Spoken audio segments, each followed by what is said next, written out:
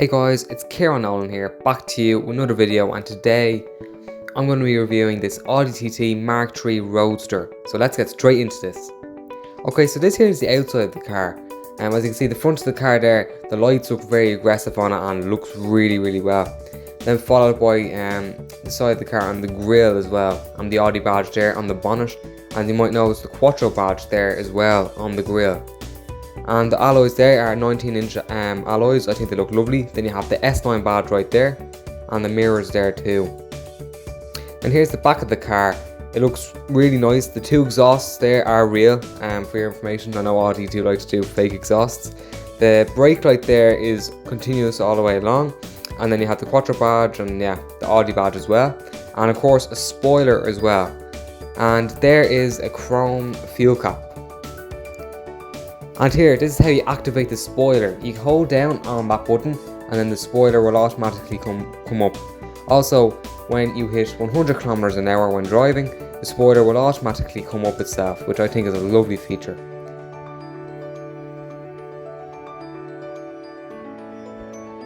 This Audi TT MK3 Roadster also has sequential indicator lights, so the lights are moving in a sequence, which I think it looks really well. The engine in this Audi TT MK3 is a 2-litre petrol engine, the same engine out of a Golf R line, and it does work really well. It is a fast engine and drives really well. The gearbox in this car is also a dual clutch sequential gearbox, which basically means that you're able to have an automatic mode and also a manual mode via the paddle shifters. And the combination of the gearbox and the engine in this car makes for a really good car to drive. Okay, so this here is a driver's view of the interior of the car. As you can see, it's very nice, and as you may notice, there's no central head unit here for the infotainment system, but there is. The infotainment system is actually the dash right here, which I personally love, but a lot of people don't like it as the passenger can't really see it and can't control like the radio or the navigation system while the driver is driving, you know. I personally like it, but some people don't. But in all honesty, this car here, it's not really a passenger car, it's more so a driver's car. And as you may notice, right here, where the infotainment system would usually be in most cars, it's just the climate controls, and it's actually all up here, so the climate controls isn't cluttering down here, which I think is nice. Down here, what's replaced with it is a spoiler button, so you can activate the spoiler at the back of this car. You have the hazard button, and traction control, and you have the driver select, and you can turn on and off the stop start in the car. Personally, I just leave that on just to not mess around with the programming settings of the car. Okay, I'm going to show you the infotainment system now. Okay, so I've just turned the infotainment system on there, and yeah, it's asking me to select gear, but down here, as you can see, there's you have the rev monitor here, and you have the speed monitor right here. And there you have the radio system in the middle. All that can be controlled from this system right down here, which I like personally. It's a nice feature to have it down here. Personally though, up here is probably where the driver is going to be mainly using it, on the steering wheel controls. Because, you know, if you're in the middle of driving, it allows you to change whatever is on the infotainment system screen really easily, which is absolutely brilliant. And now just quickly down to this part here again.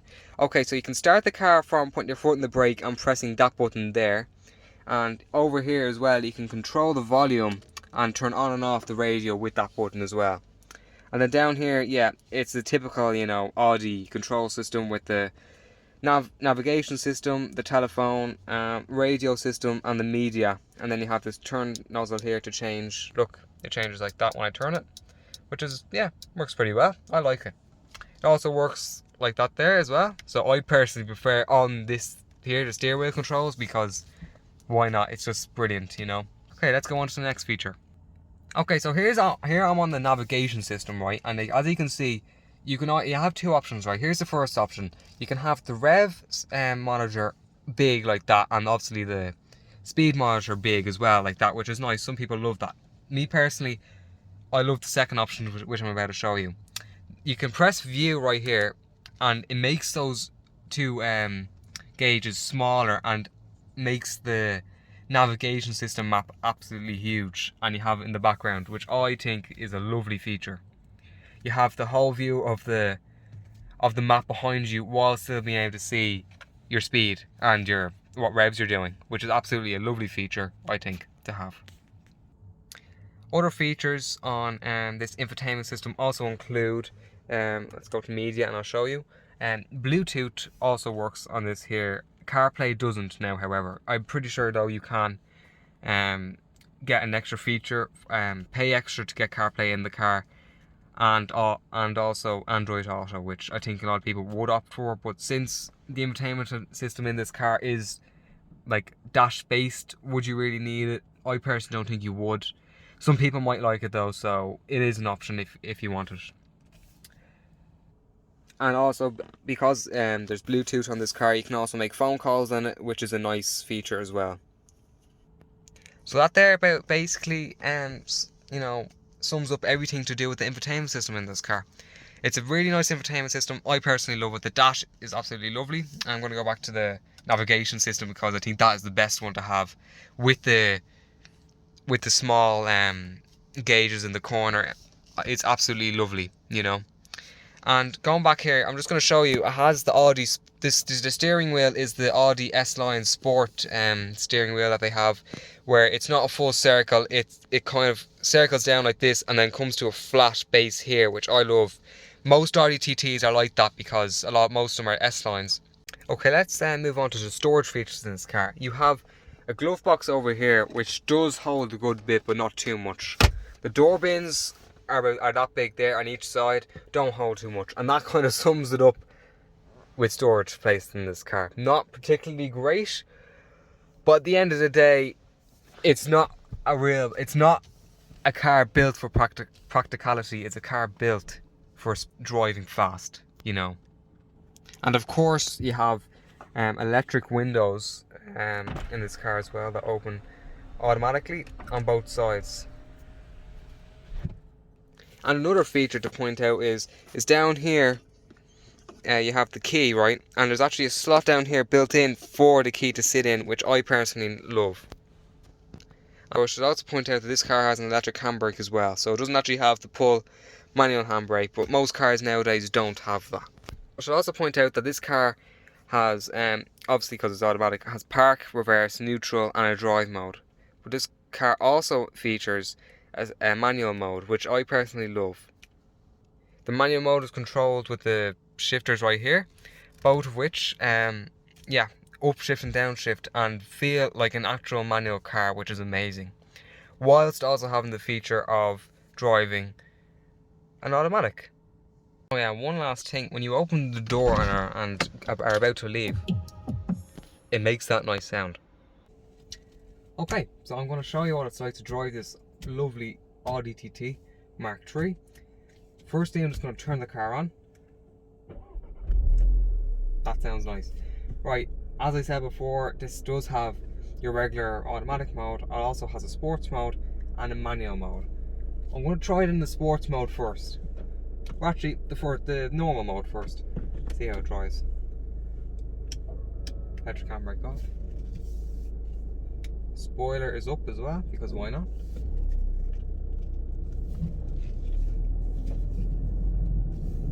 And it does drive well in the regular drive mode. The gear changes are seamless, you don't notice it like you do in some other cars. It does drive really well. Yeah, very well so far. Let's try again around here. Yeah, okay. But even in the normal mode, it does sound very well as well. And as I said before, yeah, the gear changes are very seamless. Now, I'm going to try the manual mode now and see what that's like. I'm going to be excited for this. I'm just going to stop here, and I should also point out the spoiler that's on the back of this car, it does actually come up automatically when you hit 100 kilometers per hour, which is about, I think, 60 miles per hour, which I think is a really nice feature. Right, you put it into manual mode by just holding that button down, sliding it in here. Car started up because stop start was on. It would say M1 here, which means you're in first gear. Let's try this now.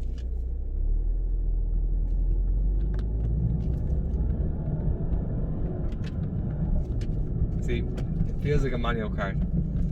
You'll hear the high revs, you know, in each gear. I'm currently in second.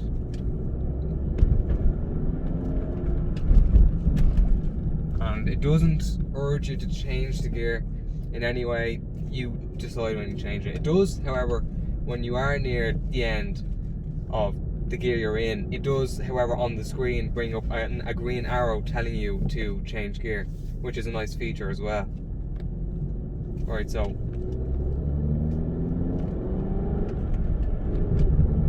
seamless as well. It's just amazing. It drives like a manual car.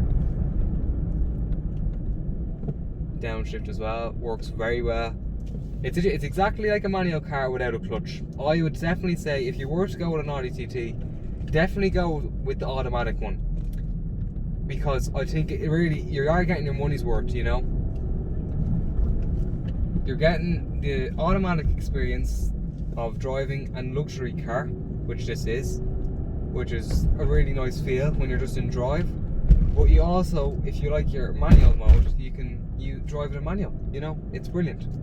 Now I'm going to try it out in sports mode right here, and this here, I'm going to be excited for this. But so far in every mode I've used, the engine sounds really nice in it. It really does. Right, it's in sports mode now. Sport S1 is what I was going to say. Now listen to that. Instantly the sound has changed a little bit. Listen to this now.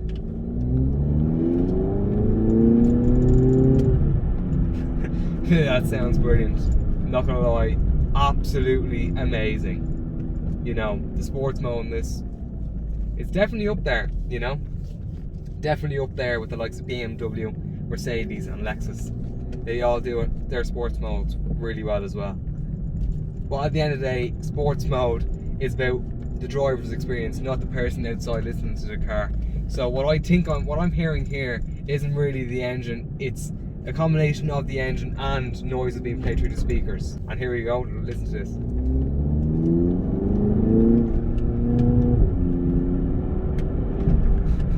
Very well. It is a lovely car. The steering wheel feels lovely, the seats are comfortable. The bad news is, this Audi TT Roadster, a brand new one, starts at about 50,000 euros, which isn't cheap. And if you want to go with the RS version, instantly it's into the late 60s. It's definitely worth the money if you have the money and you want a car for a bit of fun. It is a fun car. A luxurious car as well.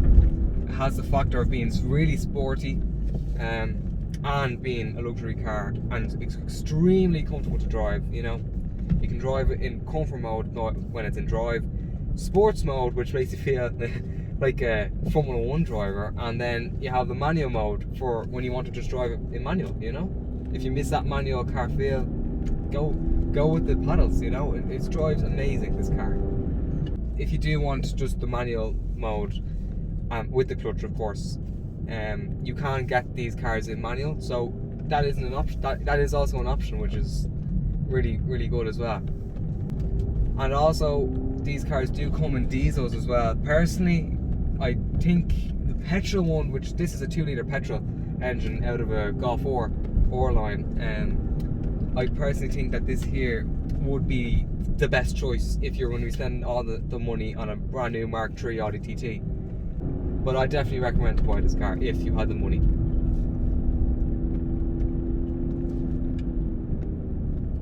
I want to thank you very much for watching this video. My conclusion on the Audi TT Mark III Roadster is you should definitely buy it if you have the money and you don't need to carry a lot of people in the car at once.